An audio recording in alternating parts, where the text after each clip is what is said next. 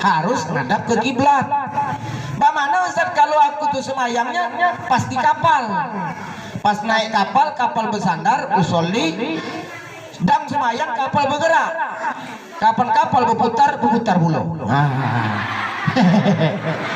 Di jalan, di mobil, ban mobil laju, ban mobil, ban mobil. Hati-hati Pak, hati-hati.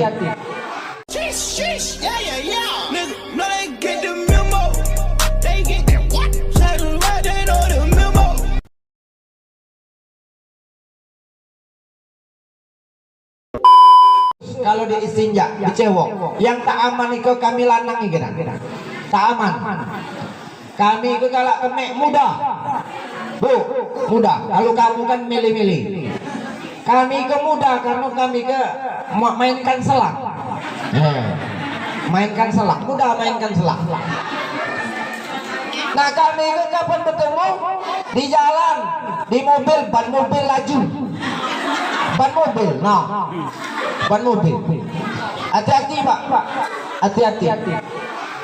Dinding rumah, dinding pagar laju. Tak bercewok, tak istinja. Kapan tak istinja? Mama mengatakan nak istinja, nak bercewok. Sempat kena dengan dinding itulah. Kalau nak kata aye, maka istinjalah dengan kertas, daun yang kering. Ya, kalau nak kata aye, istinja tetap. Ya, istinja. Karena Rasul pernah melewati kuburan yang disiksa gara-gara istinja tak benar, Pak. Kapan kemek tak bercewok? Disiksa Rasul ngambil perpa kurma taruh di atas kuburan. Ya Allah ampuni orang ini ya Allah. Sahabat bertanya ya Rasul ngapur dia waktu hidup? Uji Nabi dia galak kemek tak bercewok. Kecil urusnya kemek tak bercewok. Disiksa dalam kubur. Nah itulah yang menjadikan ajaran melepaskan daun-daun di atas kuburan. Uji kita tabur bunga. Jadi nak tahu asal usul tabur bunga, asal nengok kembang laju, kapan orang mau bambur. Berdoa ya Allah ampuni orang dalam kubur ini. Itu maksudnya itu. Bukan asal ambur-ambur ke baik. Katakan Ustaz untuk apa? Supaya selagi itu belum kering, maka doa ampunan itu terus terlantunkan kepada yang meninggal itu. Nah kalau macam itu, uji dia utaknya berjalan. Tanamkan ya Ustaz. Ditanamkan di situ, ditanam di kubur enggak lah, ditanamkan. Lah mulai main akal di situ, dah. Ya kalau yang ditanamkan keladi murah, kalau yang ditanamkan janda bolong, kembang, bunga, bukan orang nih. Kembang janda bolong yang Pak Kari lagi viral itu. Ini kan ditanamkan itu. Ay, cetok ala uji mayat, ala bagus kuburan. Janda bolong kembangnya ini. Di akal-akal udah baca itu kan lambang baik. Jadi tabur bunga selagi itu tidak kering, mendoakan lapas-lapas itu melantunkan ampunan kepada Allah Subhanahu wa taala. Ibu bapak hadirin yang dirahmati Allah Subhanahu wa taala, kita ini kira-kira sampai jam berapa lah? Hari ke baru jam 11, ada? Cucian di rumah aman ya? Jangan kamu buat berpikir awak di masjid mengenangkan rumah. Hadirin yang dirahmati Allah Subhanahu wa taala. Pertama tadi adalah bersuci yang benar, ya. Istinja yang benar. Kalau ada banyu pakai banyu, namun tak kate pakai debu. Istinja Ustaz kalau tak kate banyu, tak kate air, pakai kertas. Ada pakai kertas.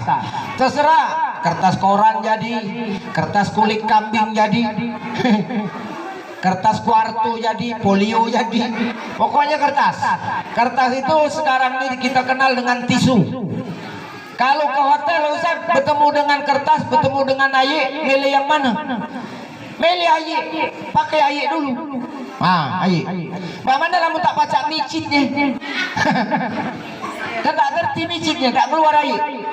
Nah, ngata ke mana nak dapat air ini? Tak baca micitnya. Kapan baca micit? Kapan keluar air hangat? Nak bercewek dengan air hangat melocot. Akhirnya dia pakai kertas, tisu. Boleh bu? Boleh. Karena tak baca. Maka harus paham. Ibu bapak hadirin yang dirahmati Allah Subhanahu wa taala. Nah, perjalanan Isra dan Mi'raj ini perjalanan beriman pada Allah. Kalau soal nak yakin, kita tak yakin dengan Isra Mi'raj, mungkin kalau menurut akal tidak yakin. Tak kenal ada Nabi berjalan dari Masjid Haram ke Masjidil Aqsa, naik ke Sidratul Muntaha cuma semalam. Tidak masuk akal. Cuma akal akan sampai kalau kita dekati dengan keyakinan kita pada Allah. Di mana letak keyakinan? Di sini, di hati. Hati ini ngukurnya itu. Apakah keyakinan itu harus ada bukti? Belum tentu. Kadang-kala buktinya itu tidak sanggup untuk akal kepala kita. Tapi Allah sudah tanamkan keyakinan itu dalam hati kita. Semayang itu pakai keyakinan. Bu, semayang itu pakai keyakinan. Kita menghadap kiblat, nih kiblat. Ka'bah arahnya. Kalau kita keyakinan kita menghadap ke Ka'bah.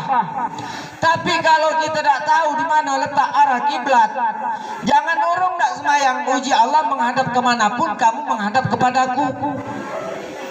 Tak tahu kiblat, barat tak tahu, timur tak tahu, ngadaplah kamu kendak kamu. Masih menghadap Allah. Tapi kalau kamu tahu arah kiblat, jangan macak-macak. Harus menghadap ke kiblat. Bagaimana Ustaz kalau aku tuh semayangnya pas di kapal? Pas naik kapal, kapal bersandar, usolli, sedang semayang, kapal bergerak. Kapan kapal berputar pulau. Tak usah, pokoknya sudah ngadap sekali. Pening kepala itu. Semayang di bus, tak bus berputar, kamu putar. Keyakinan, tinggal keyakinan. Kiblat adalah arah patokan awal dalam kondisi yang normal.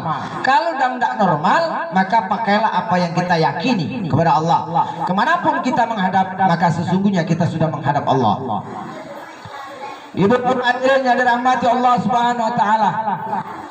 Yang kedua, keyakinan ini mengajarkan kita bahwa dalam Isra dan Mi'raj ini kejadiannya adalah mukjizat yang sulit didekati dengan akal. Akal pacak mendekati, tapi dengan cara-cara tertentu, pengandaian. Saya sering katakan dalam setiap kesempatan, kalaulah Nabi Muhammad berjalan karena kemampuan Nabi Muhammad sebagai manusia, itu tidak mungkin, Bu, Pak. Karena tidak mungkin. Nabi Masjidil Haram, Masjidil Aqsa itu naik unta 3 bulan. Naik Sidratul Muntaha ke langit ke-7. Sidratul Muntaha itu langit ke-7, di pucuknya lagi Sidratul Muntaha. Ustaz, lah kalau situ belum.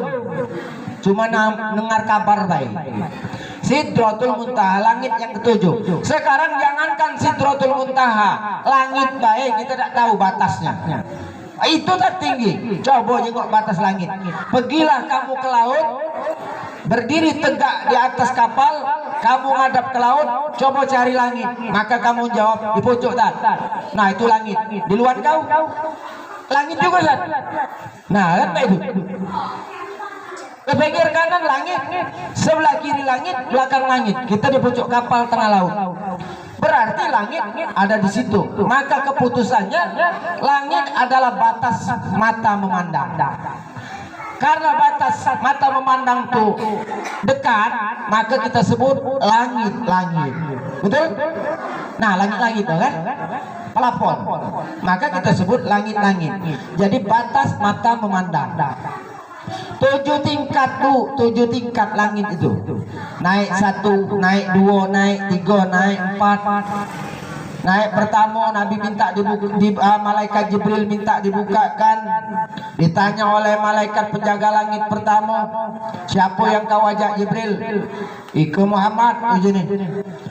Ngapu ngajak Muhammad? Diperintahkan Allah. Wow, aku lalamu dengar Nabi Muhammad ini. Baru ikut bertemu. Naik gini masuk. Baik itu masuk, Nabi Muhammad melihat umat banyak. Kapan dia nyengok ke kanan, tahu senang. Kapan nyengok ke kiri, nangis gede. Ternyata yang belah kanan neraka surga, yang belah kiri neraka. Tapi bukan di masjid itu, bukan. Yang sebelah kanan surga, ladas. Yang sebelah kiri neraka. Nabi berkunjung. Iya, bukan kamu des, bukan. Iya, ecaknya baik. Ditanya malaikat itu apa? Uji Allah, uji malaikat itu yang sebelah kanan tuh surga, yang sebelah kiri ke neraka Muhammad. Oh, Nabi berkunjung ke akhirat, ya, yang nanti kita akan hidup. Ngapa Nabi berkunjung? Supaya Nabi pacak bercerita. Dan hanya Nabi yang pacak berkunjung model itu. Kalau aku tanpa tak pacak. Maka itu Nabi dijemput dengan buruk, Bu. Buruk itu kilat. Barkun itu kilat. Jadi Nabi naik kilat, naik cahaya. Maka cepat sampai ke langit situ. Turun lagi, balik lagi. Kalau cuma naik perahu tak sampai-sampai. Dari Sri Bandeng ke Sakatiga kalau nak 2 jam naik perahu. Tentak perahu buruk karam. Naik mobil setengah jam. Jauh cukup. Naik ke cuma semalam laba pergi balik sampai. Baca Ustaz.